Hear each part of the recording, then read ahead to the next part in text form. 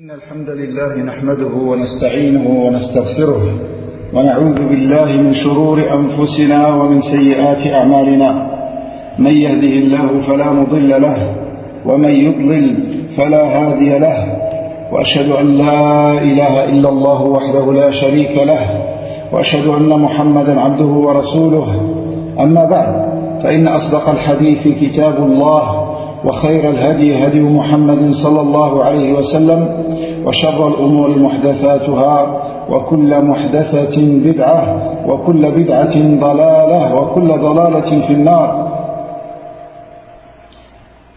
Heureux de vous retrouver mes très chers frères dans ce début du mois béni, le mois de Ramadan de l'année 1440 de l'Hégire, afin de parler de quelques mérites de ce mois et également le mérite de certaines œuvres, particulièrement pendant le mois de Ramadan. Tout d'abord, je vous félicite par l'arrivée du mois de Ramadan, car Nabi alayhi salatu wassalam, quand il annonçait à ses compagnons radiyallahu anhum l'arrivée de Ramadan,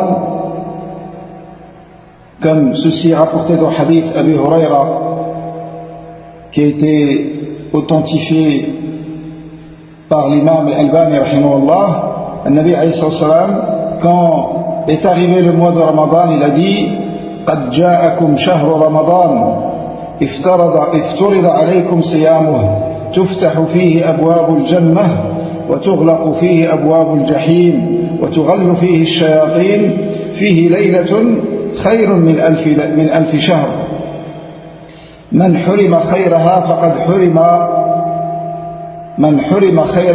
فقد حرم.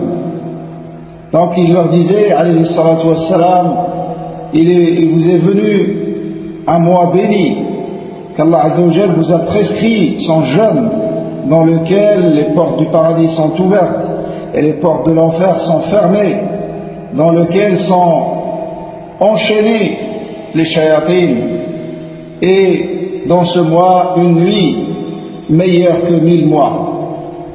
Celui qui est privé de son bien, c'est lui qui en réalité est privé.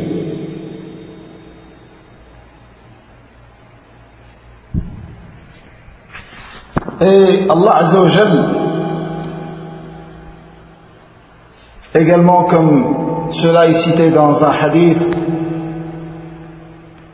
de notre prophète alayhi salatu wassalam, Allah subhanahu wa ta'ala a des périodes dans l'année qui sont plus méritoires et dans lesquelles les adorations ont plus de mérite,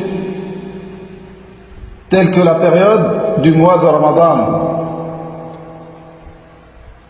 Dans ce hadith, le prophète alayhi salatu wassalam a dit if'alu al-khayra dahrakum wa ta'arradu li nafahati rahmatillah fa inna lillahi nafahatin min rahmatih yusibu biha man yasha'u min ibadihi.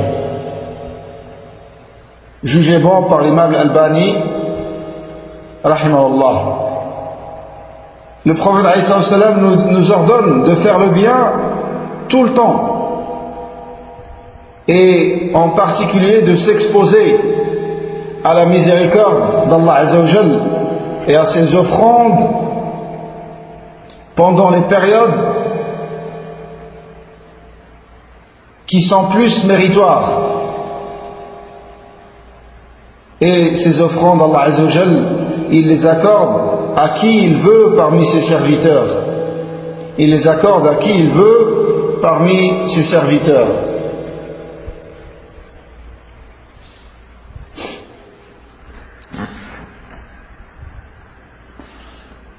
Donc, Ramadan, comme vous savez, le mois du jeûne, un pilier de l'islam, une de ses plus grandes obligations, Et le jeûne, comme les savants le définissent, il est composé de deux choses qui représentent les piliers du jeûne. Le jeûne, c'est de s'abstenir de toutes les choses qui annulent le jeûne avec une intention. Avec une intention. C'est-à-dire avec l'intention de jeûner. Car la personne peut s'abstenir de tout ce qui rompt le jeûne sans que son acte soit considéré comme un jeûne. Elle le fait pour se préserver, pour la santé ou pour autre raison. Mais le jeûne, il doit être tout d'abord avec une intention d'adoration pour Allah subhanahu wa ta'ala, que ce soit un jeûne obligatoire ou jeûne surrogatoire. Et ensuite, délaisser et s'abstenir de tout ce qui annule le jeûne. Manger, boire, les relations intimes, ainsi que tout ce qui annule le jeûne. Du lever ou de l'entrée de Salat Subh depuis le deuxième Fajr, Al-Fajr al-Sadiq, l'aube véridique, depuis ce moment, c'est-à-dire le moment de Salat Subh, début de Salat Subh, jusqu'au coucher du soleil, jusqu'à ce que le disque solaire se cache. Pendant cette période, d'observer, de s'abstenir de tout ce qui annule le jeûne. Avant de rentrer dans les détails, il y a une règle très précieuse, une règle en or que l'imam Ibn al-Qayyim rahimahullah a déduit d'un hadith dans lequel le prophète alayhi salatu wassalam était interrogé sur plusieurs adorations. Quels sont les meilleurs des pèlerins? Quels sont les meilleurs des prieurs? Quels sont les meilleurs des jeûneurs? Et qui sont les meilleurs des prieurs? Qui sont les meilleurs des jeûneurs? Qui sont les meilleurs des pèlerins? Et ainsi de suite. Qui sont les meilleurs de ceux qui combattent dans la voie d'Allah, dans le sentier d'Allah? Et à chaque fois, le prophète alayhi salatu wassalam, sa réponse était identique. À chaque fois, il disait, ce sont ceux qui évoquent et qui font le rappel d'Allah le plus dans leur jeûne, dans leur pèlerinage, dans leur prière, et ainsi de suite. Donc la règle que l'imam Ibn al-Qayyim rahimahullah a tirée de ce hadith, c'est que les meilleurs dans chaque adoration, ce sont ceux qui évoquent Allah Azza wa Jal le plus dans cette adoration. Donc, tous les musulmans jeûnent, mais comme on le constate, le jeûne varie d'une personne à une autre, et également la récompense. Quelqu'un qui va dormir la plupart du temps pendant sa journée, il n'y a personne parmi les hommes de science qui lui ordonne de rattraper son jeûne. Mais est-ce que celui-là, il va être comme, dans la récompense, il va être comme quelqu'un qui a lu dans une journée de jeûne, il a lu 5 hizb, 10 hizb, 15 hizb, le Coran en entier, comme le faisaient beaucoup parmi salaf. Est-ce qu'ils seront égaux dans leur récompense? Quelqu'un qui a rempli son jeûne avec dhikr, quelqu'un qui a rempli son jeûne, yani pendant sa journée de jeûne, il faisait les prières obligatoires dans les mosquées, il faisait également les prières surrogatoires. Bien évidemment, l'écart entre les deux, c'est comme entre le ciel et la terre. C'est pour ça, je vous recommande, ainsi qu'à ma personne, de profiter pleinement de ces journées. Et regardez la vitesse à laquelle passent les journées de Ramadan. et à laquelle passe également notre durée de vie. C'est pour ça, celui à qui Allah Azza wa Jal a voulu du bien, tu le trouveras pendant ce mois de Ramadan. Il ne laisse pas une voie du bien sans l'exploiter. Alhamdulillah, les voies du bien dans notre religion sont nombreuses. Il n'y a pas uniquement comme adoration, as-salat, qira'at al-Qur'an. Il y a énormément d'adorations. Et chacun, selon sa situation, il peut faire des adorations qui le rapprochent d'Allah Azza wa Jal et qui rend plus méritoire son jeûne. Et qui rend son jeûne plus récompensé par Allah subhanahu wa ta'ala. Après, comme on va le voir, bi'idhnillah, il y a des adorations sur lesquelles il faut mettre l'accent, en particulier pendant le mois de Ramadan. C'est des adorations que le croyant doit accomplir toute l'année. Mais pendant le mois de Ramadan, elles ont un mérite particulier, exceptionnel.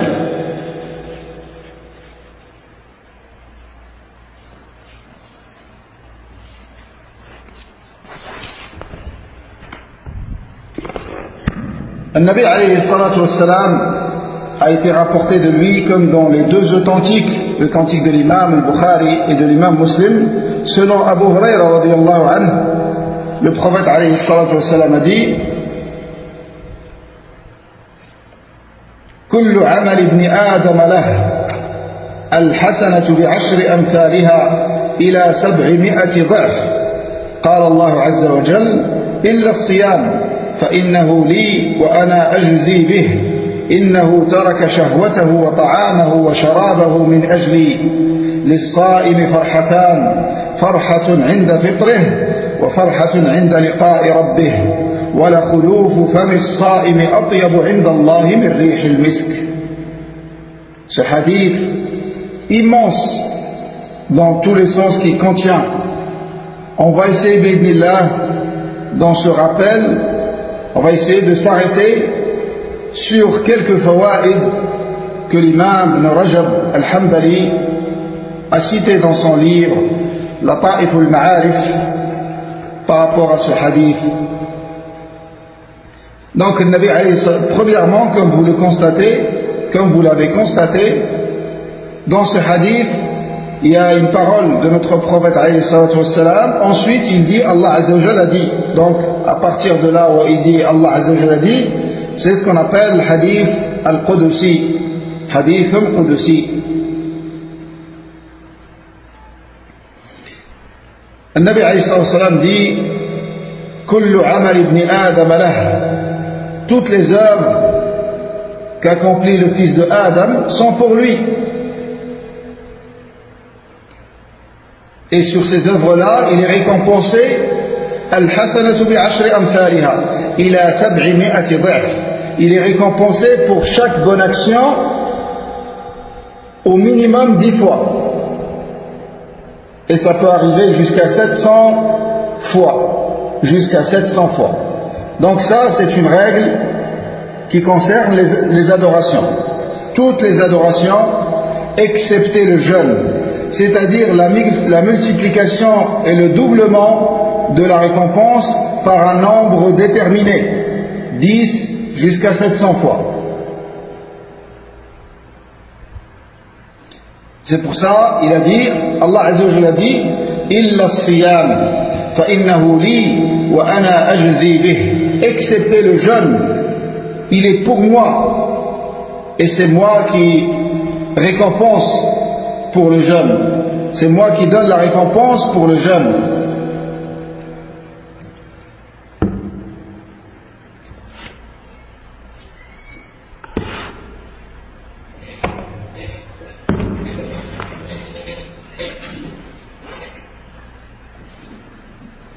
Donc quand Nabi alayhi salam il dit, quand Allah Azza wa Jalla il dit, excepté le jeûne.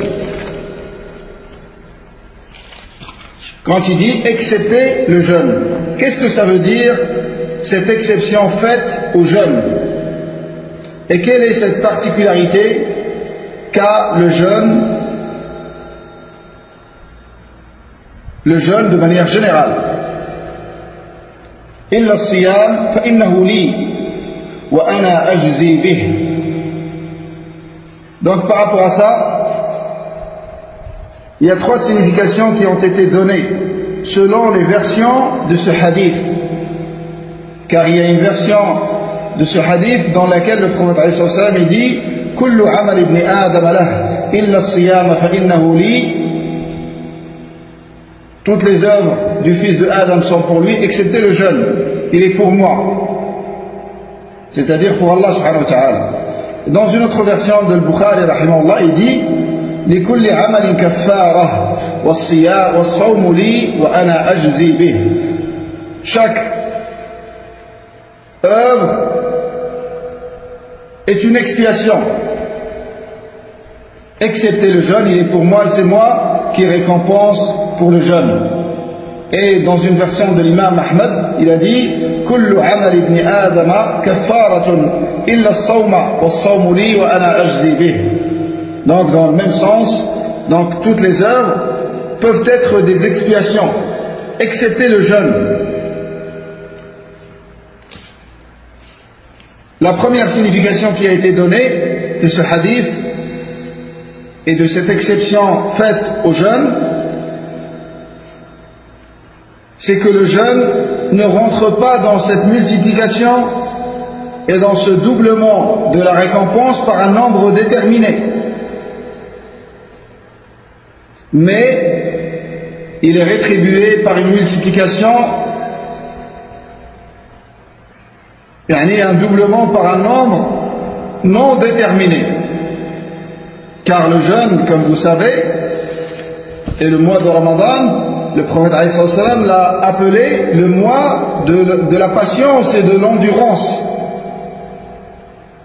Le Nabi alayhi salam a dit صوم شهر الصبر وثلاثة أيام من كل شهر يذهبن وحر الصدر. Le jeûne du mois de la patience et 3 jours de chaque mois font partir wahar as-sadr, c'est-à-dire ça retire toutes les maladies du cœur. Jeûner le mois de Ramadan et 3 jours par mois, ça purifie le cœur de toutes les maladies, de la tricherie, de la tromperie, des suggestions sataniques, de l'enviosité, de la haine, et ainsi de suite. Donc ça, c'est un traitement du cœur qui permet de guérir le cœur. Et qu'est-ce qu'on a besoin, mes frères, et je parle de moi le premier, Wallahi, qu'est-ce qu'on a besoin de remèdes pour notre cœur et pour les maladies du cœur. Car comme vous savez, les adorations du cœur sont beaucoup plus méritoires que les adorations des membres. Et ceci n'est pas un appel à négliger les adorations de l'apparence et des membres, mais pour placer chaque chose à sa place et donner à chaque chose son statut.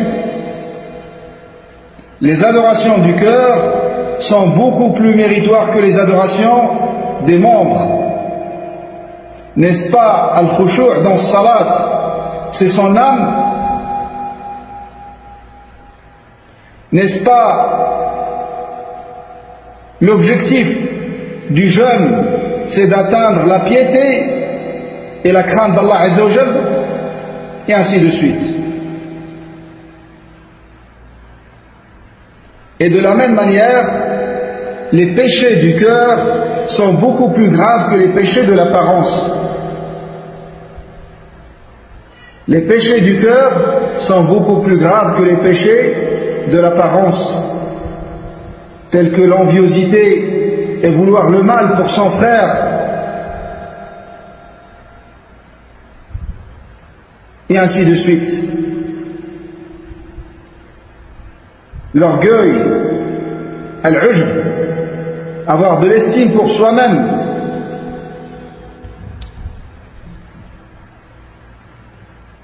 et ainsi de suite, de ces péchés qui sont beaucoup plus dangereux pour le croyant et pour sa religion que les péchés de l'apparence. Donc le jeûne,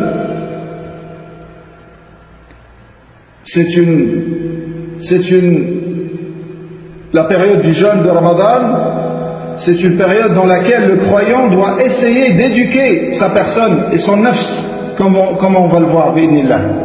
C'est une éducation pour nous, pour nafs, et pour s'habituer à faire le bien. Car la période de 30 jours ou 29, selon le mois, c'est une période suffisante pour s'habituer à faire le bien et à s'écarter du mal. Et à avoir les adorations des hommes pieux, tels que Qiyam al-Layl et la récitation du Coran et Salat en groupe, et également s'abstenir de tout ce qui nuit au jeûne. Donc faire cela pendant 30 jours et forcer sa personne et son nafs sur cette pratique pendant autant de jours, ça devrait être suffisant bi'idhnillahi ta'ala pour garder une bonne pratique après le passage du mois de Ramadan. Et ça, c'est parmi les secrets, les plus grands secrets de ce mois. Parmi les plus grands secrets de ce mois de Ramadan. Donc le premier sens, c'est ce que j'ai cité, c'est que le jeûne ne rentre pas dans la multiplication, qui est connue pour toutes les adorations. Chaque adoration est rétribuée 10 fois jusqu'à 700 fois. Mais le jeûne ne rentre pas dans cette multiplication. C'est pour ça, il y a certains parmi les salafs qui ont dit que les anges, les scribes, n'écrivent pas la récompense du jeûne. Il n'y a que Allah qui la connaît.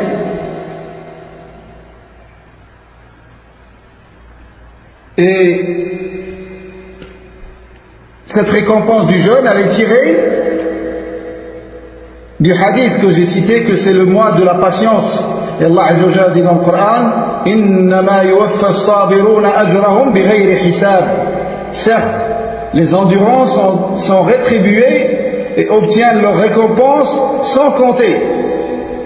Et dans le hadith également, il est cité qu'Allah Azza wa Jalla fera venir les adorateurs le jour du jugement dernier.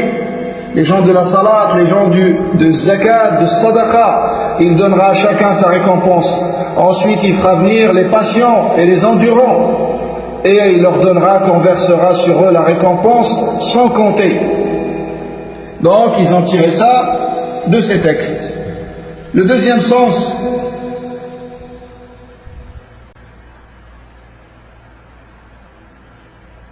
qui a été donné à ce hadith, pourquoi Allah Azza wa Jalla a spécifié le jeûne par le fait qu'il soit pour lui, en dehors de toutes les autres adorations du serviteur. Cette particularité du jeûne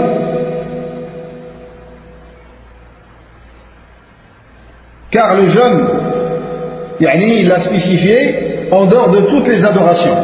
Ça, c'est le deuxième sens. Car le jeûne, il contient un secret que tu ne trouves pas dans les autres adorations. Le jeûne est un secret entre le serviteur et son Seigneur.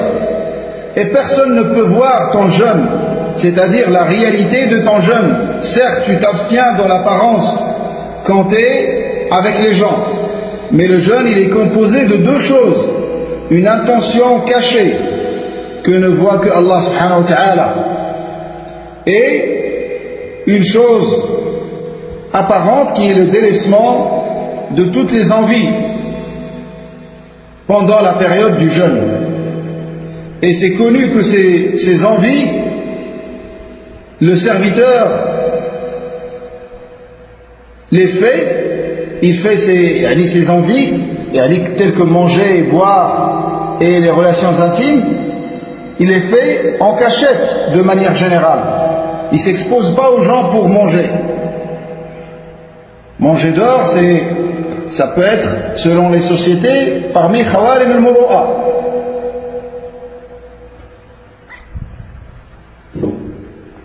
Yani les choses desquelles doit s'écarter l'homme de science, talib al-ilm, et ainsi de suite. Et qui touche à son intégrité, s'il les fait. C'est ce qu'on appelle khawarim al-muru'a. Et comme le jeûne, il était composé de ces deux choses, et que le serviteur, il peut montrer devant les gens qui jeûnent, et quand il est en cachette, il mange. C'est pour ça l'imam Ahmad rahimahullah a dit, dans le jeûne, il n'y a pas d'ostentation. Dans le jeûne, il n'y a pas d'ostentation. Bien évidemment, on parle du jeûne obligatoire. Mais le jeûne surrogatoire, comme toutes les adorations surrogatoires, la règle de base, c'est que le serviteur doit les cacher. Et le Hassan al-Basri rahimahullah a dit, j'ai rencontré des hommes, il parle de Sahaba radiyallahu anhu, j'ai rencontré des hommes qui cachaient leurs bonnes actions plus que vous cachez vos mauvaises actions. Ils cachent le hasanat plus que vous cachez le sayyi'at. Il parle de tabi'in. Et on peut arriver à des époques où les gens ils cachent même pas sayyi'at. Ils se vantent d'avoir fait des sayyi'at, wal-'iyadhu billah.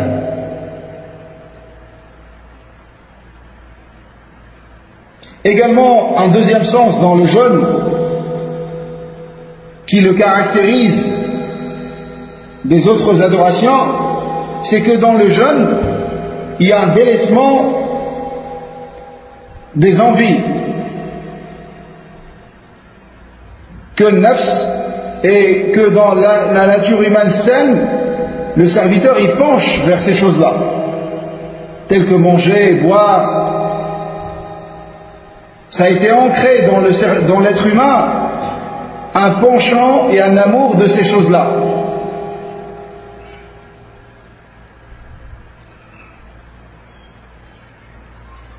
Et quand l'envie augmente de ces choses-là, tout en étant capable de les avoir, il a tellement faim, il a tellement soif, et il est capable de boire et de manger.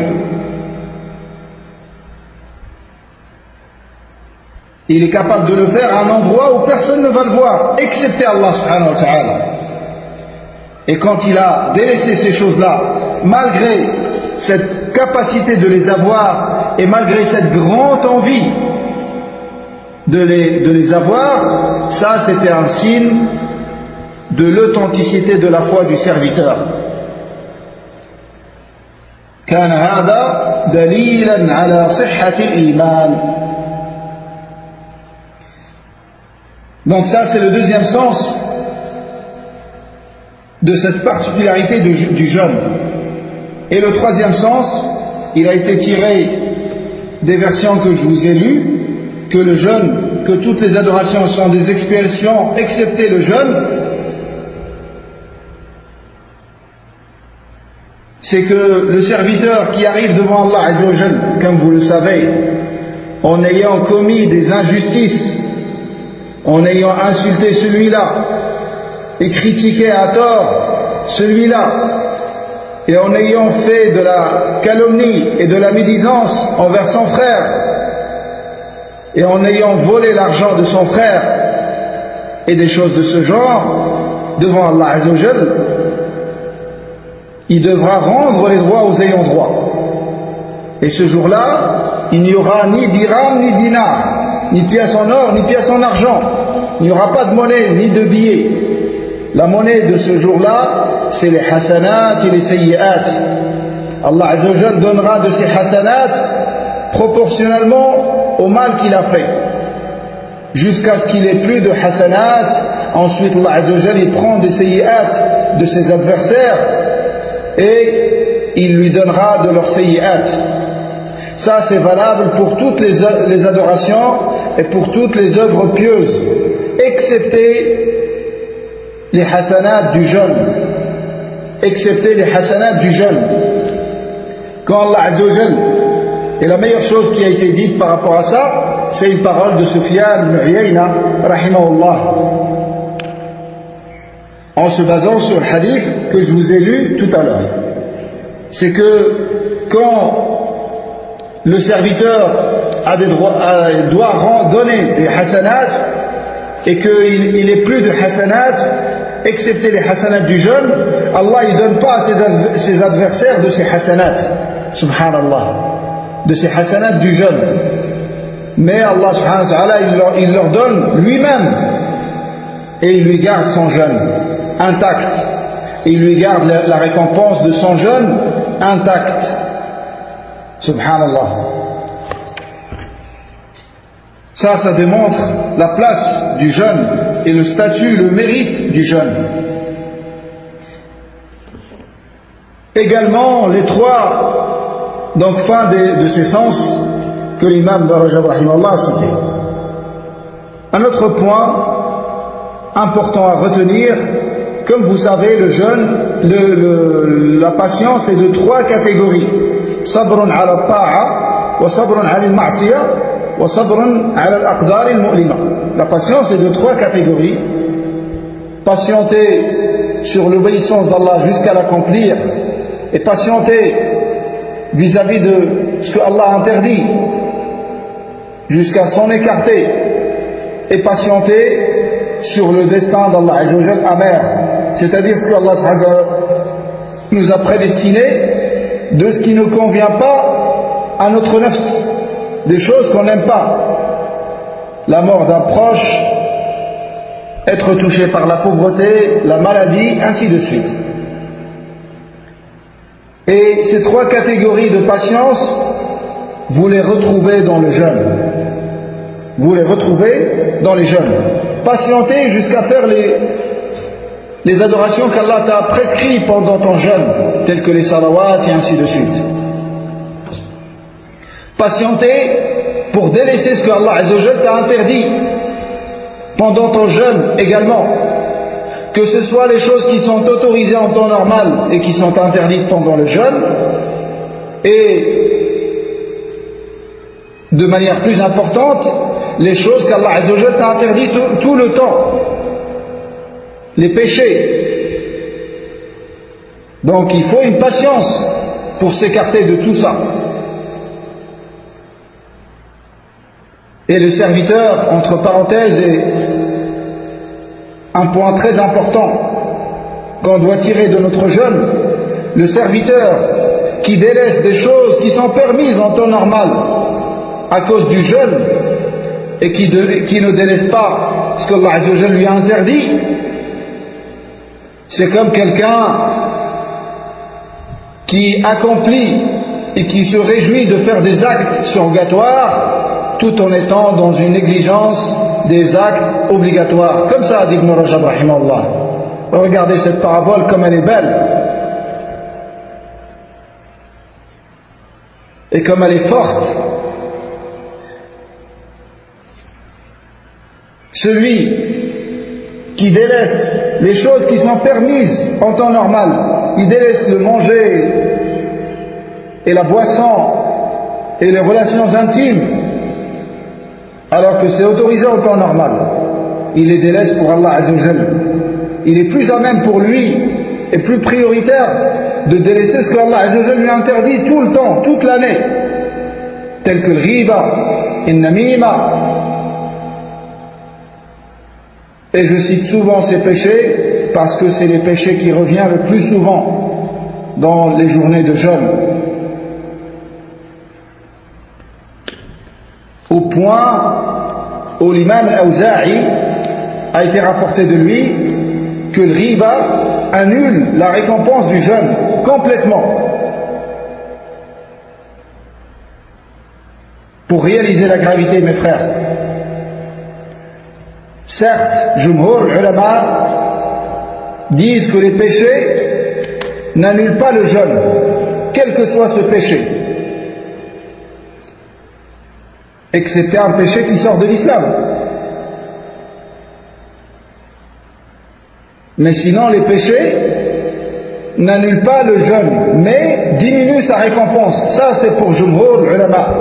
Mais je vous ai cité cette parole de l'imam al-Awza'i, qui est le grand imam de Sham, pour réaliser la gravité de riba. Et ceci est rapporté de Aïcha radiallahu anha également.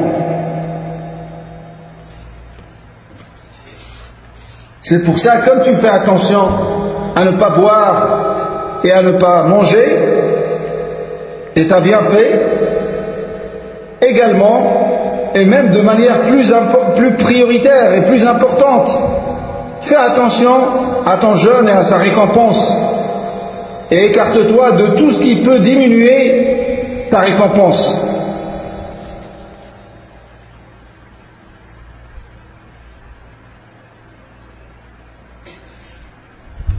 Une autre faïda, la multiplication et le doublement de la récompense est lié à plusieurs paramètres. Le premier, c'est le mérite d'une adoration est proportionnel au mérite de la période dans laquelle est accomplie cette adoration.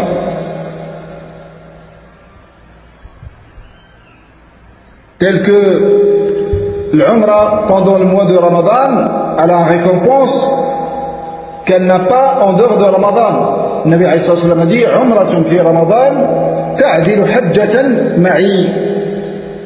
Une Umrah accomplie pendant le mois de Ramadan est égale dans la récompense à un pèlerinage accompli avec moi, avec le prophète alayhi salatu wassalam. Le deuxième paramètre, c'est le mérite du lieu. Sharaful makan. La salat dans le haram, c'est pas comme salat en dehors de haram. Dans le haram al-Makki, une salat est meilleure que 100 000 salats. Et dans le haram al-Madani, une salat est meilleure que 1000 salats en dehors de haram. Et également, le mérite de celui qui œuvre lui-même. L'adoration accomplie par un savant qui a la crainte d'Allah Azza wa Jal et qui a la science, c'est pas comme l'adoration accomplie par un ignorant. Et tous les deux sont rétribués, mais le mérite de l'adoration de l'alim, alladhi yakhsha Allah wa yattaqih, ليس كعبادة الجاهل.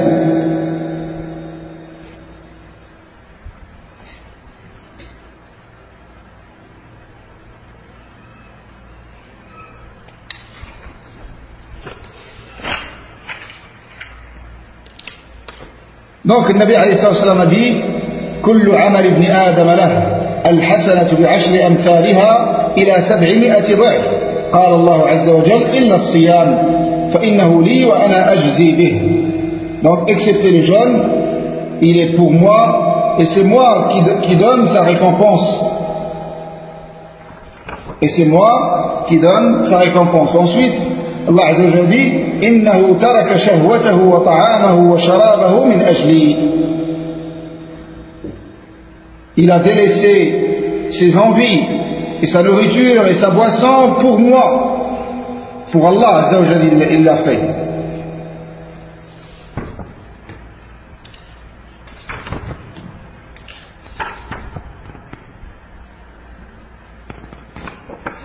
Et dans le fait de délaisser ses envies pour Allah Azza wa Jalla pendant le jeûne, il y a plusieurs fawaïd que les hommes de science citent.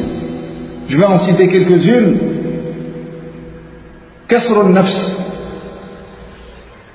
La première, parmi les profits et les intérêts du jeûne pour le serviteur, en plus que ce soit un pilier de l'islam, une adoration obligatoire avec laquelle on se rapproche d'Allah Azza wa Jal, conformément à la sunna de son noble prophète alayhi salatu wassalam. Mais il y a des profits que le serviteur tire du jeûne que tu ne trouves pas dans d'autres adorations, telles que kasrun nafs, car le jeûne, ça permet d'éduquer l'âme. et de la rendre humble, contrairement au shiba', contrairement à quand tu es rempli, à la satiété, quand le serviteur il mange jusqu'à se remplir, il boit de toutes les couleurs des nourritures.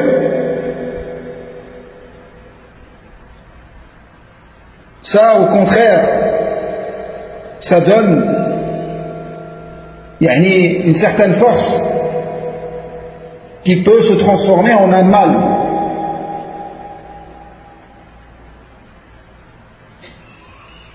C'est pour ça ils ont dit, le Hassan al-Basri, ils lui ont dit, quelle est la chose qui fait rentrer le plus rapidement al-huzn dans le cœur, la tristesse. Qu'est-ce qui fait rentrer le plus rapidement la tristesse et la crainte d'Allah dans le cœur? Il a dit al-jou', la faim.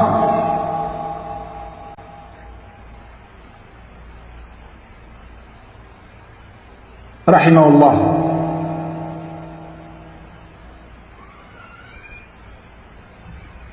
Donc qu'est-ce qui fait rentrer le plus rapidement la tristesse dans le cœur? Il a dit al-jou'.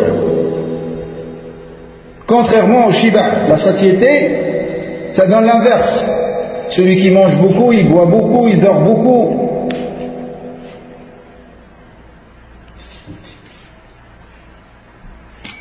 Également, ça permet, comme il a dit Ibn Rajab rahimahullah, takhalli al-qalb lil fikr wa dhikr. C'est que ça libère le cœur. Le jeûne, ça permet de libérer le cœur pour la méditation et le rappel d'Allah Azza wa Jal. Contrairement à la satiété qui donne la dureté du cœur et qui donne l'insouciance pour le serviteur et la distraction, al-ghafla.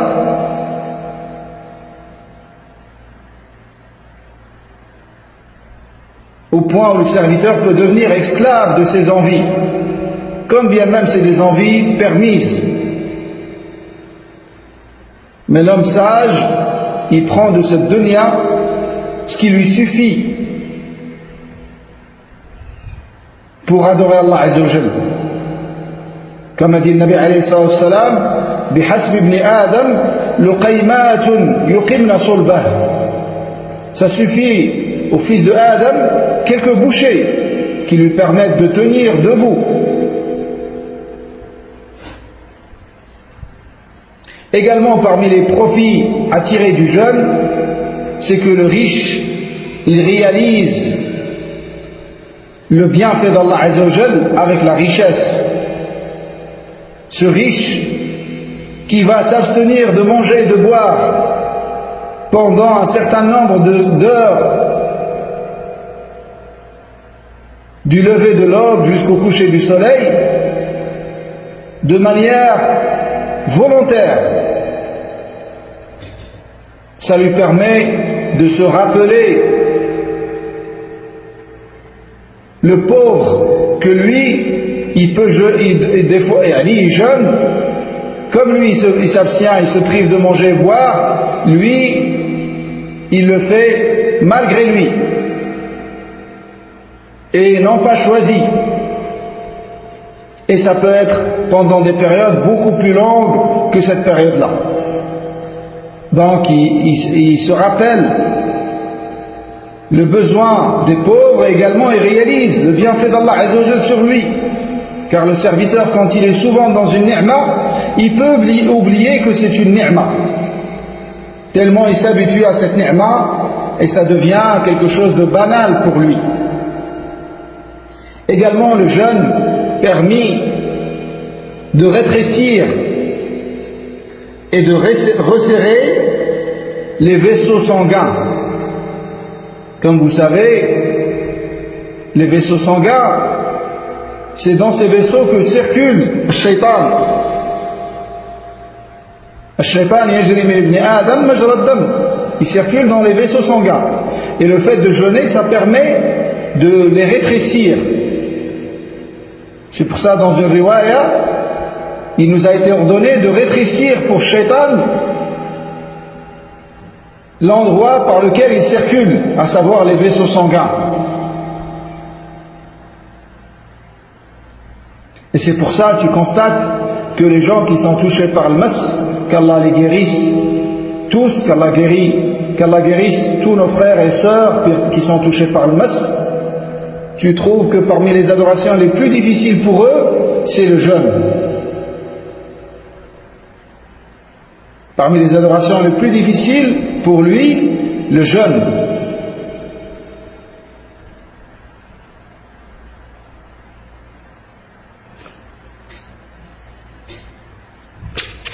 Ensuite, Allah Azza wa Jalla dit dans ce hadith, لِلصَّائِمِ فَرْحَتَانِ.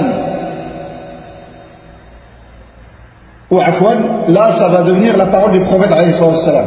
Car ce hadith il est composé de la parole d'Allah et de la parole du prophète alayhi salam.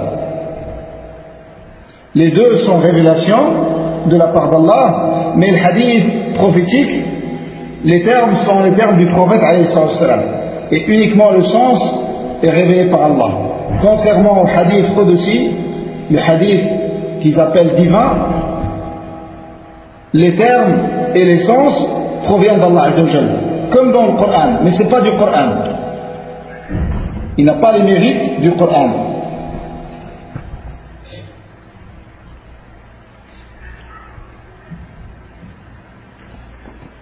للصائم فرحتان فرحة عند فطره وفرحة عند لقاء ربه.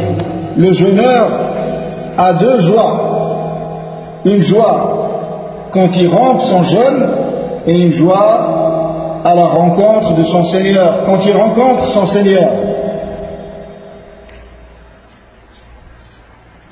La joie de la rupture du jeûne, c'est une joie instinctive, naturelle, car le jeûneur qui s'est privé de choses vers lesquelles son nafs penche et que son nafs aime, quand il lui est autorisé de les manger et de les prendre, ça lui procure une joie. Donc ça c'est la joie quand il rompt son jeûne. Et en plus, il s'est abstenu de manger pour Allah et il va manger pour Allah Azza wa Jalla également. Donc c'est une adoration de plus. Ça c'est une autre raison de cette joie. Et même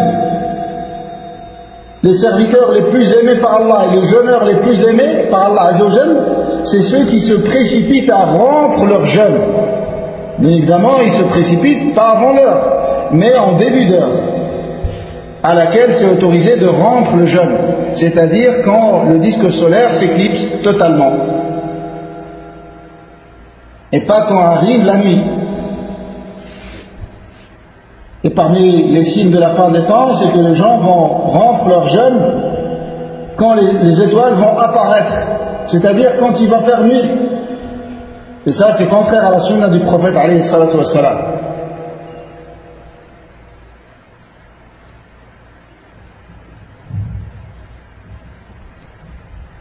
Également, cette joie au moment de la rupture de son jeûne, car le jeûneur espère qu'il se fasse pardonner ses péchés et de gagner l'agrément et la satisfaction d'Allah par cette adoration. Et il espère également l'exaucement de son invocation, comme il est cité dans le hadith. Le jeûneur a une invocation exaucée jusqu'à rompre son jeûne. C'est-à-dire pendant toute sa journée, ses invocations sont exaucées. Ces invocations sont exaucées pendant la journée de jeûne, jusqu'à la rupture du jeûne. Et ça ne veut pas dire, qu'il va attendre au moment où il va rompre le jeûne, et c'est là où il va faire dua. Il peut faire dua, mais le sens du hadith, c'est que l'invocation est exaucée jusqu'à la rupture du jeûne, pendant toute la journée du jeûne. Et au moment où il rompt son jeûne, et ça on va en parler plus dans les détails, là dans les cours qui concernent les règles du jeûne, au moment où il rampe, après avoir mangé quelques dattes de préférence, dattes fraîches, s'il en trouve, sinon des dattes, sinon de l'eau, sinon n'importe quelle autre chose, et s'il ne trouve rien, il rampe son jeûne avec l'intention. Donc, après avoir rompu son jeûne, il fait dua. ذهب الظمأ وابتلت العروق وثبت الأجر إن شاء الله.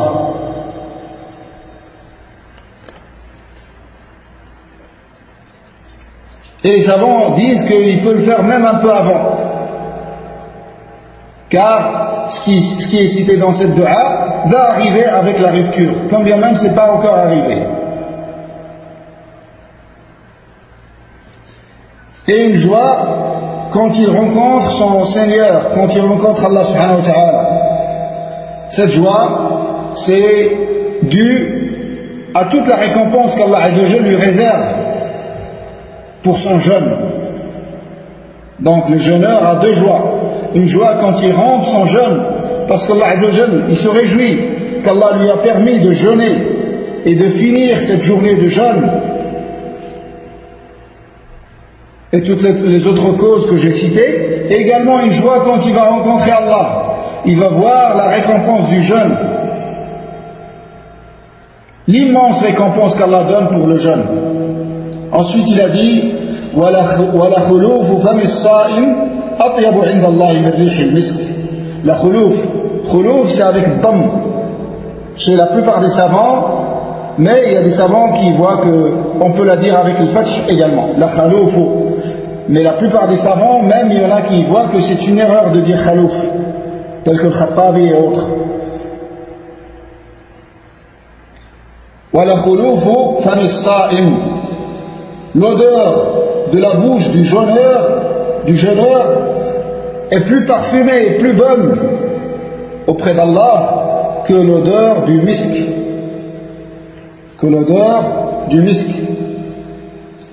Ici,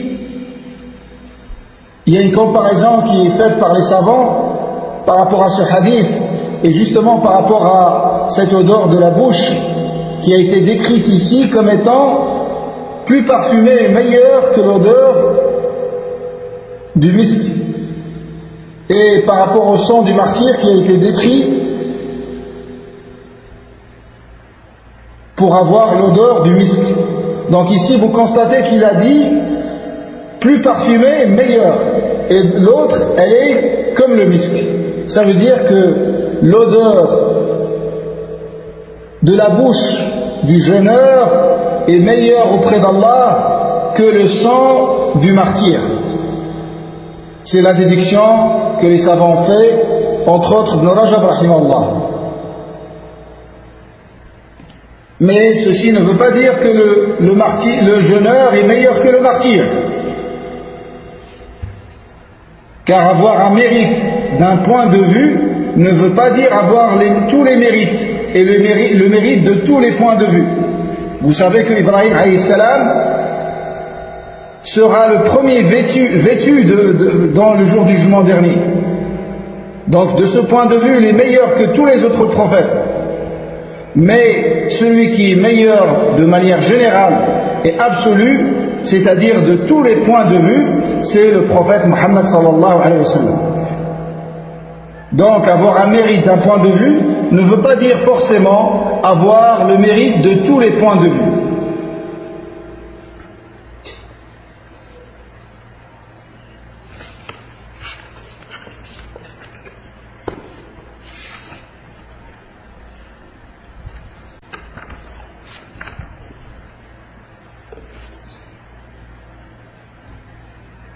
النبي عليه الصلاة والسلام a dit من لم يدع قول الزور والعمل به فليس لله حاجة في أن يدع طعامه وشرابه.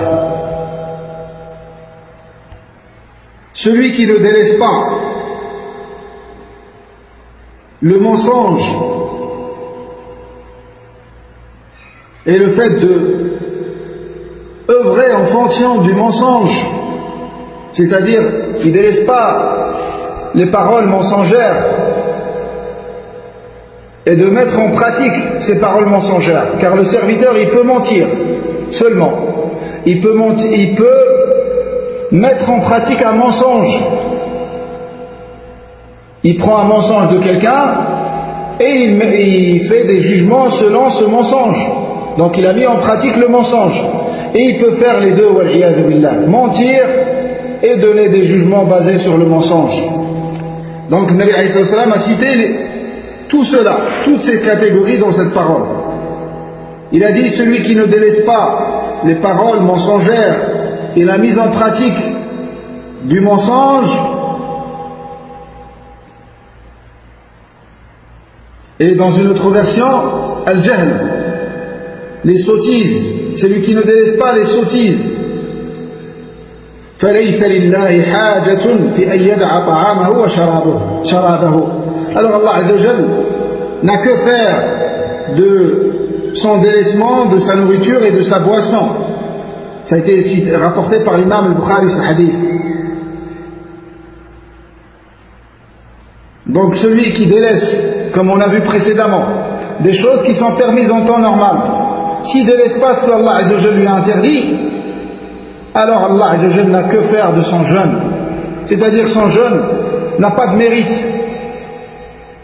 Et il peut arriver à ne pas être récompensé sur son jeûne du tout. Quand bien même il ne lui est pas ordonné de rattraper la journée de jeûne, mais il n'a pas de récompense. C'est comme quelqu'un qui n'a pas jeûné.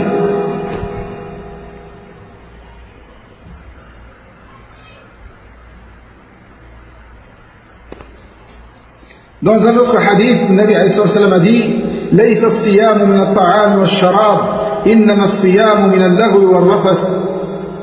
Le jeûne, c'est pas le délaissement, c'est pas uniquement le délaissement de la nourriture et de la boisson, mais le jeûne, c'est le délaissement des paroles, des futilités et des paroles obscènes. Al-Rafath, ici c'est le qawl al-fahish.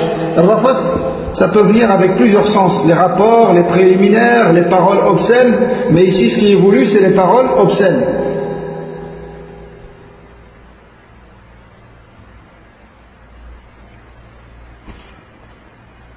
Et le sens de ce hadith que m'a dit Ibn Battal dans Fath al-Bari, le hadith ne veut pas dire qu'on doit ordonner à quelqu'un qui ne délaisse pas ces choses-là de ne pas jeûner. Mais ça c'est un style connu chez les Arabes pour montrer la gravité de ces actes, à savoir qawl az-zur, toutes les paroles mensongères, tout ce qui n'est pas vérité, ou les paroles basées sur l'ignorance,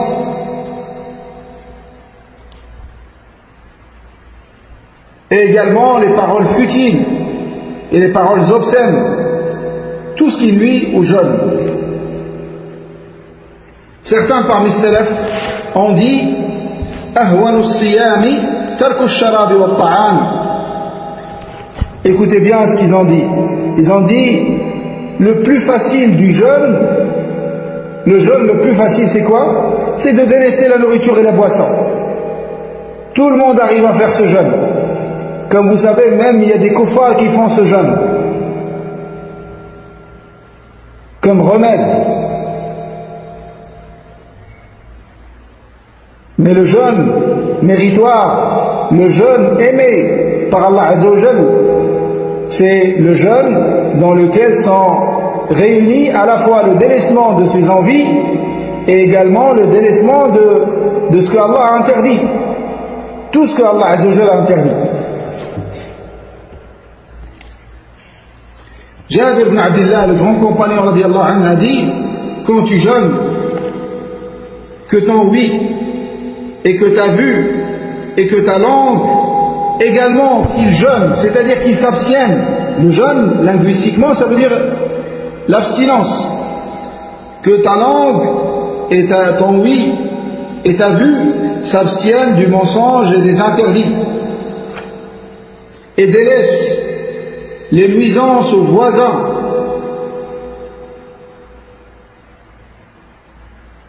et aie dans ta journée de jeûne une sérénité. Sois serein pendant ta journée de jeûne. Sois calme, pas comme ceux qui, quand ils jeûnent, ils s'énervent pour rien. Et quand tu lui demandes, il te dit « je suis en jeûne ». Le jeûne, ça doit donner un apaisement du cœur. Le jeûne dans lequel tu as lu plusieurs hizb de Coran, tu as fait plusieurs salawats, tu t'es éloigné des interdits. Ça, c'est pas un jeûne qui te met en colère. Ça, c'est un jeûne qui t'apaise et qui te donne une sérénité que tu connais pas dans les autres jours dans lesquels tu jeûnes pas, normalement. Et ensuite, il a dit, radiyallahu anhu, et que ta journée de jeûne ne soit pas semblable à ta journée de non-jeûne. C'est-à-dire, les journées où tu jeûnes pas et les journées où tu jeûnes, ils ne doivent pas être similaires, normalement, semblables. C'est une journée dans laquelle il y a plus de piété, plus de crainte d'Allah, plus d'adoration. Normalement, ça te rend meilleur à tous les points de vue.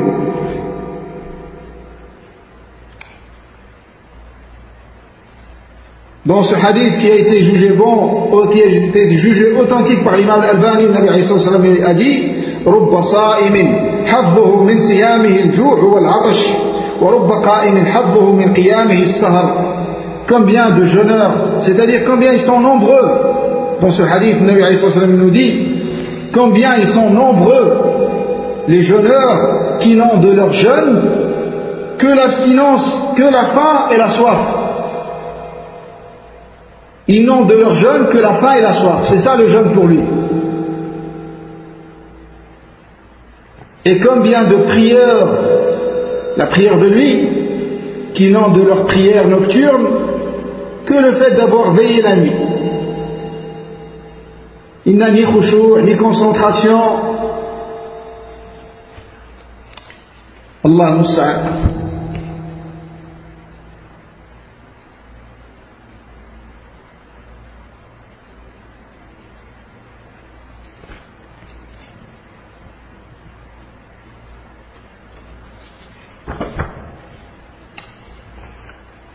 Donc le jeûneur qui a délaissé pendant ce mois de Ramadan, qui a délaissé tout ce qu'Allah Azza wa Jalla lui a interdit, de jour comme de nuit, et qui a multiplié les adorations par espoir d'arriver à la satisfaction et l'agrément d'Allah subhanahu wa ta'ala, pour celui-là, son jour de Eid, c'est le premier Shawwal. Le premier Shawwal, c'est son jour de Eid. Contrairement au jeûneur, le jeûneur dans le sens abstinence, celui qui s'abstient toute sa vie de ce qu'Allah Azza wa Jalla a interdit, celui-là, son Eid, c'est le jour où il rencontre Allah subhanahu wa ta'ala. C'est le jour où il rencontre Allah subhanahu wa ta'ala. C'est pour ça quand ils ont dit à un parmi salaf, Wallahu alam, c'est Bishr al-Hafi, qu'il y a des gens qui adorent Allah uniquement pendant Ramadan. Il a dit Bi'sa al-qawm, il les a blâmés. C'est des mauvais qui n'adorent Allah que pendant le jeûne, pendant le Ramadan, le mois de Ramadan. Car le Seigneur de Ramadan, c'est le Seigneur des autres mois. Et celui qui doit être adoré pendant Ramadan, c'est celui qui doit être adoré pendant les autres mois. Mais dans Ramadan, on multiplie les efforts et on double les efforts pour le mérite de la période.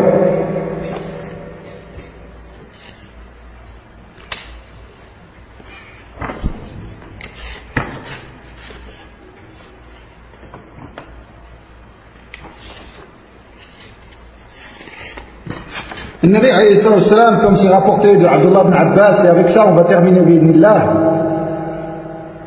Comme c'est rapporté de Abdullah ibn Abbas radiyallahu anhu dans les deux authentiques, il a dit كان النبي صلى الله عليه وسلم أجود الناس وكان أجود ما يكون في رمضان حين يلقاه جبريل فيدارسه القرآن وكان جبريل يلقاه كل ليلة فيدارسه القرآن فلرسول الله صلى الله عليه وسلم حين يلقاه جبريل أجود بالخير من الريح المرسلة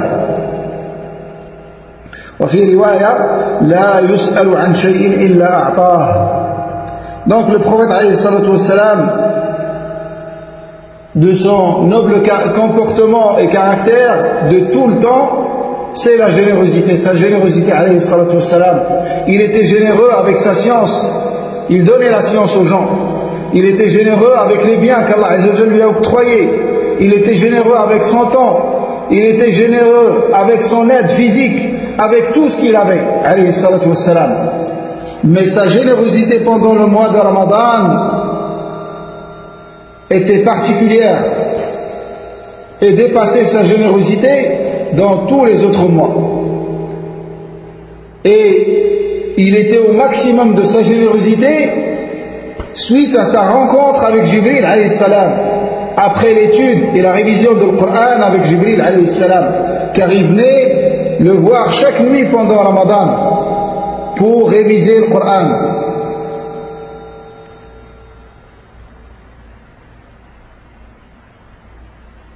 Et au point où il a dit Abdullah ibn Abbas radiallahu anhuma que le Nabi alayhi salam, après la fin de son assise avec Jibril alayhi salam, il était plus généreux que le vent qui pousse les nuages qui font tomber la pluie.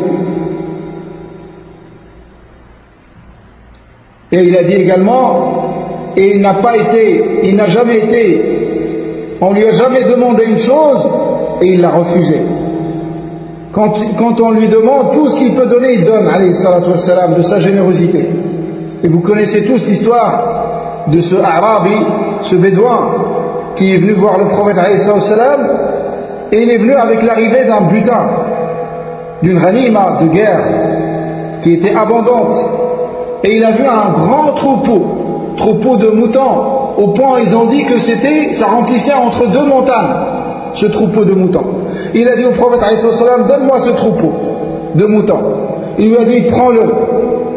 Et il l'a pris entièrement, il n'a pas laissé une seule brebis. Et il est reparti chez lui, il est devenu un da'iya pour les qawmihi, pour sa tribu. Il leur a dit, croyez en Muhammad sallallahu alayhi wa sallam, le prophète d'Allah. Je vous ai venu de la part d'un homme. Ji'tukum min 'indi rajulin yunfiqu nafaqata man la yakhafu al-maut ou man la yakhsha al-faqr. Je suis venu de la part d'un homme qui dépense comme la dépense de quelqu'un qui ne craint pas la pauvreté. C'est-à-dire tout ce que tu lui demandes, il te donne, même s'il n'a plus rien pour lui. Et c'était une cause de son islam et du fait qu'il est devenu même un da'iya de l'islam. Donc ça, c'est parmi les premiers points qui caractérisent le mois de Ramadan, en plus du jeûne qu'on a vu et en plus de Qiyam al-Layl, à savoir Tarawih ou autre. Pour celui qui n'a pas la possibilité de faire Tarawih dans la mosquée, il prie chez lui. Il prie chez lui. Et s'il ne connaît pas le Coran, s'il a un outil, un objet pour placer le Coran, de sorte à ce qu'il ait la main de droite sur la main gauche pendant le salat et qu'il ne tient pas le Coran dans sa main, c'est meilleur pour lui. Et s'il n'a pas cette possibilité, il prend le Coran dans sa main. Les savants ont dit qu'il n'y a pas de mal dans les prières surrogatoires. Il prend le Coran, il lit ce qu'il peut lire. Et il fait autant de raka'at qu'il souhaite. Il fait Qiyam Layl, s'il ne peut pas le faire dans la mosquée, il le fait chez lui, avec sa famille. Mais les savants disent que Qiyam Layl dans la mosquée pendant Ramadan en particulier est meilleur que de le faire chez soi. Avec une divergence. Mais en tout cas, c'est une facilité de pouvoir le faire avec le musulman. C'est une facilité, surtout pour celui qui n'est pas habitué à faire Qiyam Layl toute l'année. Yani, ça lui donne l'occasion de le faire avec les gens, c'est plus facile que de le faire seul.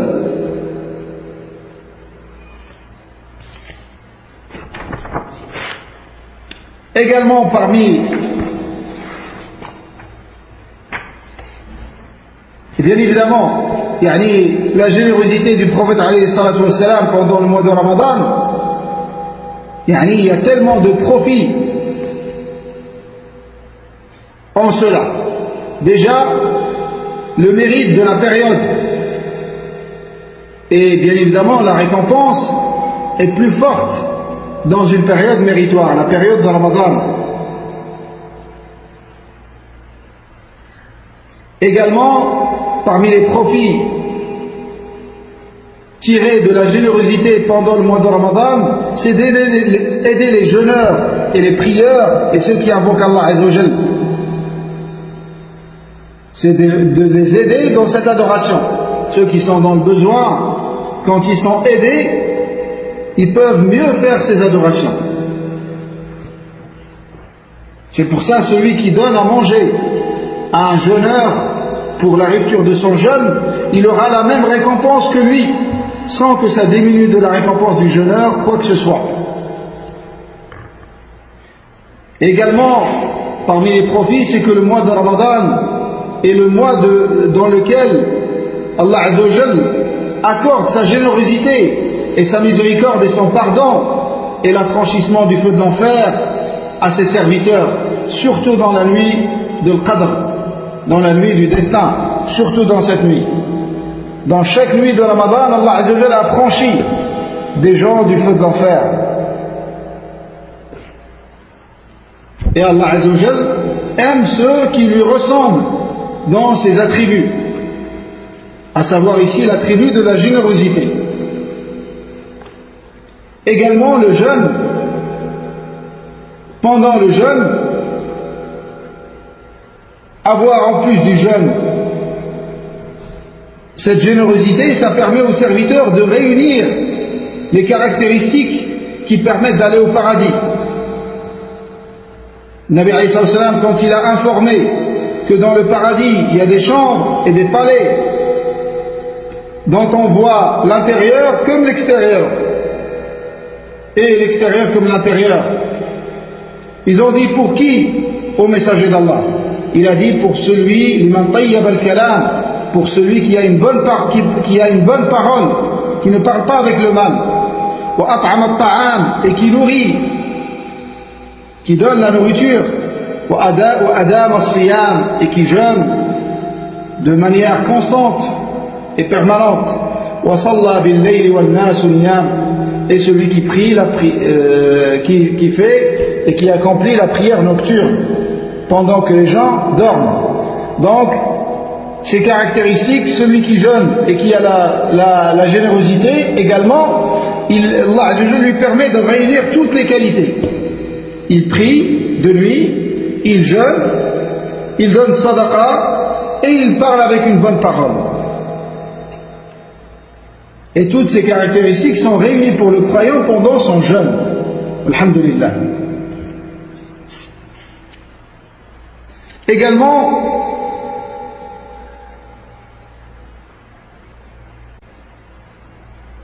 le fait de réunir avec le jeûne la sadaqa, l'aumône, ça permet une expiation plus forte des péchés. Et ceci est cité dans plusieurs hadiths. Également, quand bien même le serviteur il fait attention à son jeûne, il peut y avoir des lacunes et des manquements. Et cette sadaqa, ça permet de les compenser et ça permet l'expiation de ces manquements qu'il a eu pendant son jeûne. Et c'est pour ça d'ailleurs qu'il a été légiféré pour lui à la fin de son jeûne d'acquitter zakat al-fitr, qui est une expiation. Parmi ses sagesses, c'est une expiation du jeûne. Voilà par rapport à la générosité. Al-Qur'an, comme vous savez, le Nabi alayhi salam, pendant Ramadan, il lisait avec Jibril alayhi salam le Qur'an en entier. Et dans la dernière année dans laquelle il est décédé alayhi salam, il lui a fait réviser le Qur'an 2 fois. Et ce qui est rapporté de Salaf par rapport au Qur'an, c'est des choses que pour la plupart de nous, Je ne dirais pas qu'on ne les fera pas, mais des fois les gens ont du mal à croire que ce soit vrai. Combien d'imams parmi les imams de Salaf, de qui c'est rapporté authentiquement qu'ils lisaient le Coran chaque jour en entier pendant Ramadan. D'autres ils le lisaient dans la journée une fois et dans la nuit une fois. D'autres tous les 2 jours, d'autres tous les 3 jours, et ainsi de suite. Et Sahaba lisaient le Coran toute l'année. Ils le finissaient en 7 jours. Il y en a qui le finissaient en 3 jours. Mais la moyenne chez eux, c'était de le finir en 7 jours. Un jour, le premier jour, ils vont lire les 3 premières sourates du Coran. Al-Baqarah, Ali Imran, Nisa. Le deuxième jour, ils vont lire les 5 sourates qui suivent. Troisième jour, les 7. Quatrième jour, les 9. Cinquième jour, les 11. Sixième jour, les 13 sourates qui suivent. Et le 7e et dernier jour, ils lisent de Qaf jusqu'à la fin du Coran, ce qu'on appelle Mufassal. Ils divisaient le Coran en 7 parties, à peu près égales, et ils le finissaient tous les 7 jours. Ça, c'était la moyenne chez eux. Et d'autres sahaba, tels qu'Abdullah ibn Amr, ils le lisaient tous les 3 jours. Ils le finissaient tous les 3 jours. Lui, il voulait le faire tous les jours, mais le Nabi sallallahu alayhi wa sallam lui a interdit. Justement, par rapport à cette interdiction, c'est pour quelqu'un qui le fait tout le temps comme ça. Celui qui lit tout le temps le Coran en moins de 3 jours, il ne le comprendra pas. Comme ça a dit le Nabi sallallahu alayhi wa sallam. Mais le faire pendant Ramadan uniquement ne rentre pas dans cette interdiction, comme on dit les savants. Voilà mes frères, ça c'est un rappel pour moi ainsi que pour vous. Je demande à Allah Azza wa Jal de nous aider à mettre en pratique ce que nous apprenons et de nous faire profiter de ces exhortations qu'on entend de nos savants et de nos chouyours, de nous aider à les mettre en pratique, car c'est ça qu'il faut qu'on mette bien, qu'on ait bien en tête, c'est de mettre en pratique ces choses-là. Il ne faut pas que ça reste des paroles qu'on entend chaque année, et chaque année c'est pareil. Il faut qu'on mette en pratique, mes frères. Il faut qu'on soit comme Salaf. Si vous prenez l'exemple de Abdullah ibn Umar, radiyallahu anhuma, ce grand sahabi, une seule parole a suffi pour qu'il change une pratique, pour qu'il adopte une pratique toute sa vie, jusqu'à quitter cette terre. Il disait de lui, Abdullah ibn Umar, radiyallahu anhuma, que les sahaba, radiyallahu anhum, avaient pour habitude, quand quelqu'un faisait un rêve, il venait et le racontait au prophète alayhi salam pour lui expliquer, lui interpréter le rêve. Il a souhaité, si seulement lui aussi il voyait quelque chose, pour que le prophète alayhi salam lui interprète. Jusqu'à un jour où il a vu dans un long hadith, je le résume rapidement, qu'il était mené au feu de l'enfer, dans le feu de l'enfer, conduit vers le feu de l'enfer. Lui, Abdullah ibn Umar, il a vu ça dans son rêve. Il a été conduit vers le feu de l'enfer, dans lequel il a vu des gens qu'il connaissait. Sallallahu alayhi wa sallam. Il a vu des gens qu'il connaissait. Et ensuite, quelqu'un a dit, n'aie pas peur. Et ils lui ont changé sa direction. Après, Hafsa, sa sœur, il l'a raconté à sa sœur Hafsa, qui l'a raconté à son tour à son époux, le prophète alayhi salatu wassalam. Et il lui a dit, Ni'ma ar-rajulu Abdullah, law kana yusalli min al-layl.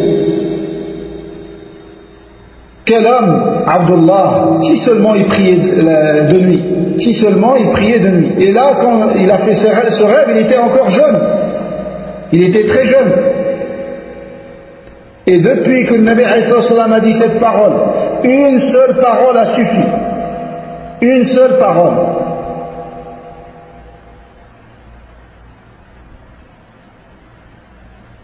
Depuis que le Nabi a dit cette parole, Abdullah ibn Umar radiyallahu anhu, comme il a dit de lui son fils Salim, il a dit فكان عبد الله لا ينام من الليل إلا قليلا. Depuis qu'il a entendu cette parole, il ne dormait de nuit que très peu. Il ne dormait de la nuit que très peu, radiyallahu anhu. Voilà mes frères, qu'Allah nous aide à mettre en pratique et à profiter pleinement de ce mois. Wallahi, c'est une occasion. On ne sait pas si Allah Azza wa Jalla nous permettra de vivre jusqu'à Ramadan de l'année prochaine. Qui a la garantie de cela? Les secondes sont plus précieuses que l'eau dans les yeux. Je ne dirais pas plus précieuse que l'or, c'est encore beaucoup plus précieux. Faut profiter, exploiter son temps pendant ce mois, et chacun de nous doit se faire un programme. Faut pas rester comme ça dans le désordre. Ce que tu arrives à lire, tu le lis, ce que tu n'arrives pas, c'est pas grave. Faut que tu te fixes une quantité de Coran et que tu la respectes tous les jours, quoi qu'il arrive.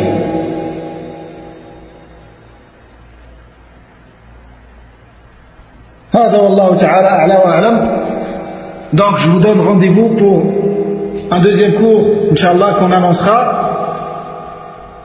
Avant le dernier cours, on essaiera de faire 3 cours bi'idhnillah pendant ce mois de Ramadan. Dans le dernier, on essaiera de le faire juste avant les 10 dernières nuits de Ramadan pour parler de leur mérite et pour parler brièvement également de l'Eid et de ses règles de politesse.